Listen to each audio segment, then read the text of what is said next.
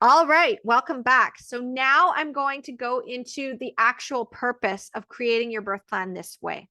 So obviously, one of the things we already know is that the birth plan helps you communicate your wishes to your birth team. But there are three empowered birth secrets that I have in creating birth plans that go beyond that scope. So, birth plan secret number one is that when you create your birth vision, you're going beyond the limitations of what's possible and you create your own options. So, rather than picking off of the checklist and menu options, which is what a lot of people do, or asking the moms, what do I put in my birth plan? Instead, you're creating a vision, your dream birth, your ideal birth outcome. And then you're going beyond what is possible to what is truly in your heart and soul and what's calling to you. With birth plan secret number two, your birth vision is your roadmap towards your dream birth. So it's going to help identify any possible paths and detours that you need to take, as well as possible backup plans that you need to make.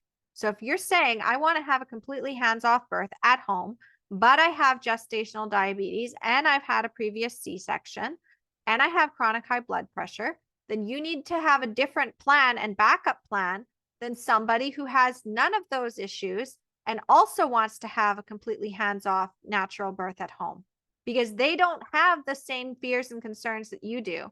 They don't need to worry about possible preeclampsia or any signs of that. They don't need to create as deep a backup plan when it comes to gestational diabetes. They don't have that. They also don't have a C-section, so they don't have to worry about the indications for VBAC. So by doing that, you have to recognize that even if you have the same dream, your path to get there may be different. There are clients that they have a really supportive care provider, but their partner is not on board. So they have a different route and a different plan that they need to create in order to get their partner on board and also to make it safe enough for their partner to be like, okay, yeah, we can have this hands-off birth. And this is why the 5-pillar system is so important, because if you don't have all 5 of those areas optimized, then your roadmap is going to fall apart because you don't have the vehicle to be able to get to your destination. So think of your birth plan as your map and think about your dream birth as your destination and think about the 5-pillar system as your car. So if your car is breaking down, you're not going to be able to get to that path. If your car can't navigate the terrain, you're not going to be able to get to that path. So you need to recognize that all of this works together. And so now we have birth plan secret number 3. Your birth vision is how you clearly communicate what you're looking for in your support for birth, what kind of car you're looking for, basically. So without allowing anybody to project their fears or lead you down the wrong path and derail your birth.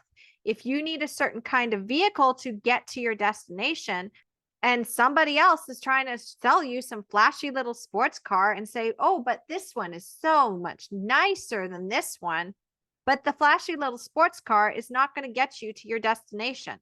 It's just pretty. So you need to recognize that people are going to project their fears on you. They are going to try to lead you down the wrong path, even if they aren't conscious of it. They don't always know that they're doing this.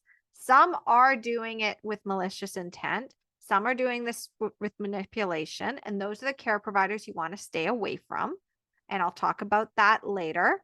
But the fact is that you need to be on the right path. And you need to also have the right vehicle for it. You need to know your destination. So the 3 ways that you need to now use your birth plan, because remember I said it's a map, is that it's to explore all your options and choose your environment. If you recognize you want to have a hands-off birth, but the hospital area that you're in, they do things and you know that they're going to just come in and they're just going to derail your birth plan and they won't care about informed consent. Your plan is going to be different than someone who's planning to have a home birth and they have their backup hospital and they know that their backup hospital is also supportive of natural birth and they're able to navigate that. So you need to recognize that there's going to be different hard lines in the sand for both those options. It's like, you couldn't pay me enough to go to that hospital. I'd have to be bleeding out for me to go to that particular hospital. I have a backup plan and I'll go here. Or maybe it's like you can't get to a better hospital. So you have to create a roadmap where it's like, my birth location, it's still going to technically be home, but it's going to be a birth house. It's going to be an Airbnb. It's going to be a hotel. Some midwives even rent out their spaces. There's also, Ina May Gaskin has the farm.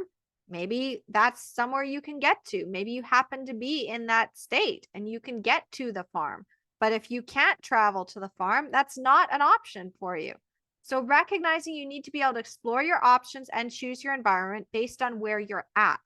So you create your ideal birth vision, then you have your map to get there. And then at the same time, you also recognize, well, what's not working within the 5 pillars. So then the other thing is you're able to choose the care provider that best is able to support you. If you know where you're going, you know who not to hire. And we're going to be talking more about that in session 5 when I talk about care providers. And finally, you're also communicating to your doula, if you have one, and your birth team, and definitely your partner, how you want to be supported. Now, I talk about this inside of your empowered birth as well. There's questions to ask as to how you really want to be supported. Some people like a lot of hands-on support, and others are like, don't touch me, don't talk to me, just keep the pool warm for me. And if I need you, I'll call you, and just give me some water. Like, that's all I need. Like, I don't do well having people in my space. So I know that for my plan is different from somebody who likes to have their hand held. I'm going to be like, I only want my partner, and my partner needs to support me this way. And by doing that, this also helps you teach your partner how to support you, because giving them a bunch of resources, as you're going to find in session 6, doesn't work. And that leads to your empowered birth action step and the end of this session. So now you're going to take that list of fears that you wrote out on day 1 with all of the sources of fear and recognizing the misconceptions that you had. You probably crossed off a lot of fears and been like, I'm not afraid of this anymore. Now you're going through and you're asking what you truly want in your birth. This is actually step 1 of writing your empowered birth plan without having to do a lot of research, is that you ask yourself the simple question: what is it I'm afraid of? What is it I'm afraid of happening? And then you go and ask the question, okay, instead of that thing that I don't want, because remember, we're not writing what we don't want in our plan. Instead of writing what I don't want, what do I want instead of that? And then what do I want instead of that if some complication comes up? Write that one. Okay, what do I definitely know I don't want to happen? Like if it's like life or death situation and I have to make a choice, what am I choosing in that moment, in that big red flag moment?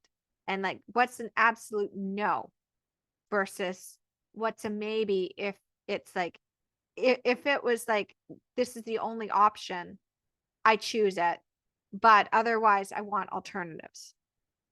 So you're creating your backup plans, you're drawing your hard lines in the sand on each of your fears and what if scenarios, so that all you have left on your main plan is what you truly desire in your birth. And as I said, there's an easier way to do this. If you're like, I have no idea how to do this yet, you can go and get the Write Your Empowered Birth Plan mini course. Just go to my website, empoweringmomsbirth.com/birth plan. Go get that. And it actually goes into a deeper dive on this training. There's so much inside the Empowered Birth workshop that I didn't want to put too much in there, but we do have those additional resources. So if you have any questions, and you want to know any more additional resources, you just have to send your questions to hello@empoweringmomsbirth.com. All right. So that's all I have for you right now. And I will see you in the next session when we're talking about your care provider and what you really need to know to see if they're truly going to support your birth. All right. See you soon.